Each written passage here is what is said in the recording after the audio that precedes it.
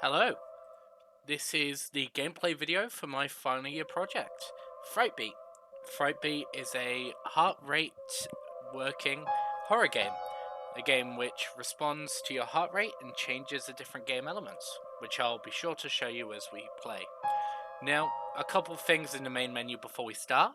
Firstly, all of the soundtracks, so the music tracks that you hear, have been made by myself in BandLab. This was simply to take control of another aspect of the design, the sound design, as I wanted to make sure that the player felt severely unnerved. That, like, what they were about to get into was something truly creepy and dangerous. Now, secondly, you might see on the top right there is the player instructional video. Let's check that out a second. Hello there, student. You have been chosen for a very important mission. My name is Professor Whiteleg. This morning, our laboratory, which was studying the essence of life itself, was overrun. The fungi and the flora have taken back control, and we... Don't need to go through it all, but that instructional video is a way for me to tell the player how to securely fasten the heart rate monitor in a comfortable and, correct manner, as it needs to be in a specific place in order to get the best readings. Now, if you give me just a second, and I may cut for this little bit, I'm going to get my heart rate to a low level, so we'll be able to best see the heart rate effects. Thank you. Okay, let us begin. Now, before the player starts, they'll be shown this screen. I took inspiration from the game Input 6 for this screen, as, like that game, we both have rule sets which aren't entirely clear, which may need a little bit of explanation. And so, to get that out the way so the player can be the most impacted and the most immersed in the world, I wanted to make sure that there was a screen so they understood what was going on and wouldn't have to worry too much about that. Let's begin. Now, the game takes 5 samples of your heart rate and calculates the average from them to get your average resting heart rate.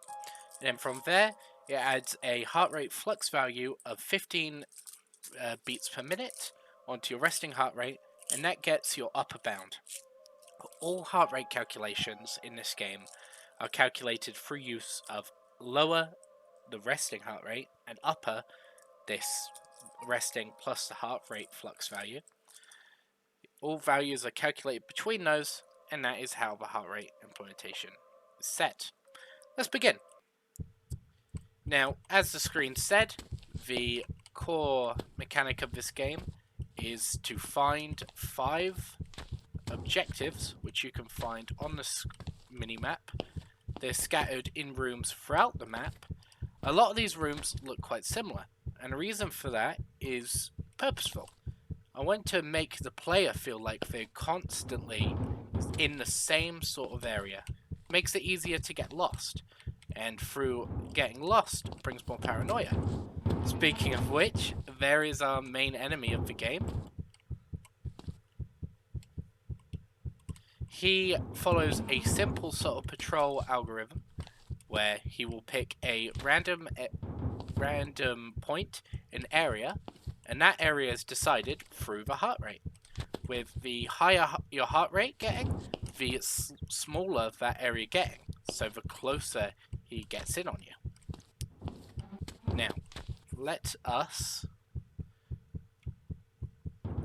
Oh, he's around. On the topic of heart rate implementation, let's talk about the decals. These wall decals add more expression to the environment and help add to that horrifying feeling of paranoia and delusion. The player isn't sure what's real and what isn't, and all that is controlled through the heart rate. Whew, that was a bit close. Now, that is the patrol state. Let me show you the aggressive state, which is activated when your heart rate gets too high, or when you collect an objective. RB hit me there. I best move away. Oh, that's a bit of a dead end. Actually, while we're like this, let me talk about what happens when you get damaged. Now, when you're damaged, it means that you can't be... The enemy cannot get into his aggressive state for 10 seconds. Also, if you listened closely, you might be able to hear the heart rate sound playing even louder when you are damaged. That helps bring impact to the damage, as well as the actual icons themselves. Let's get killed here. We can start again. Now, the UI is very simple in this game.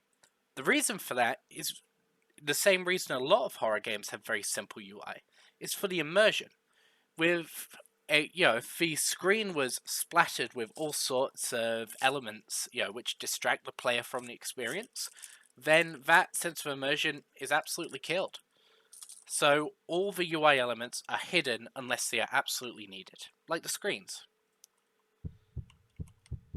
But anyway, let's start again and try not to get hurt immediately this time. Oh, you can hear him around, but where is he? Oh, here he is. Let's run away. Well, we can. Something else you may notice about the heart rate, or about the camera, is that the FOV changes slightly. Now, the reason for that is once again heart rate controlled. As the player heart rate increases, their FOV increases. It makes them look around at the shadows darting inside of their eyes. Now, let me finally show you. That was the aggressive state. Oh, he caught me. Now, the enemy, when he's in aggressive state, will chase you for 10 seconds. It's one big chase scene, which will happen A, when the player's heart rate reaches the upper bound, or B, when he collects an objective. There is a slight timer which is played, so you can't immediately get attacked by 2 aggressive states in a row. That timer is activated when you're damaged, as I said, or when you collect an objective.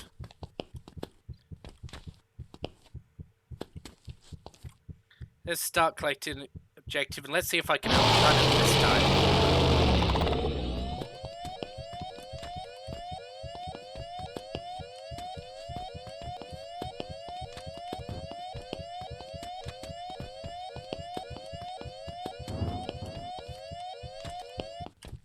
Oh, we did it.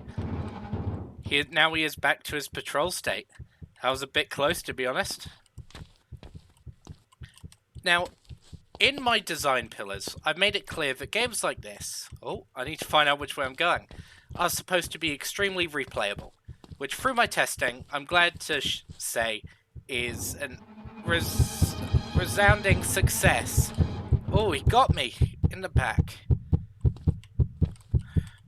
Now, the speed of the player is something that is slightly controlled with heart rate, but is also controlled through being damaged. When a player is damaged, their speed increases a lot. This allows them to get some distance from the enemy. I think this may be my last objective. Yep. Now that pink dot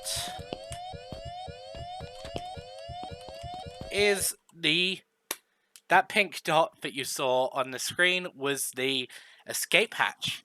I use the mini-map quite a bit in this playthrough simply because I wanted to make sure that I could get to the end without having to constantly replay it.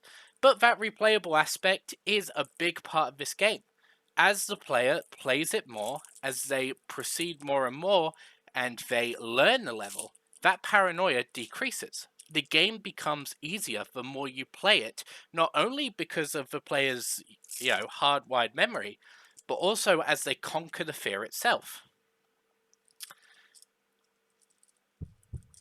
And you can restart the game and play it all over again. Now, let me get damage real quick. So there's a couple more things I want to talk about before I end this video. Firstly, you might have seen these lights turn on and start flashing when the enemy became aggressive. There is also a beeping, alarm sound that you may have heard as well. This is all to add more effect to these chase scenes, to these big scare moments. And I believe I've done a really good job of it. Speaking of sound, as that's such a core component of horror design, there is a building soundtrack which plays the closer the enemy gets to you. This not only gives the player an idea of how far the enemy is, but also helps build that paranoia, as it isn't directional. He could be coming from anywhere, and you wouldn't know. Finally, let me be hit to show you his fleeing stage. His fleeing state is when he has hurt you, he needs to run away. That just makes it a little easier on the player, as the last thing we want is them to be hit twice in a row, or for them to feel too guarded by the enemy that they can't make any progress. That's why, for about 10 seconds again, when and he's back. When the enemy hits the player, they'll run the opposite direction, which is done through an environment query system. Alright. I believe that is everything I have to show for this game. At least in this gameplay video. Thank you very much, and I hope the submission goes well. Thank you for watching. Bye.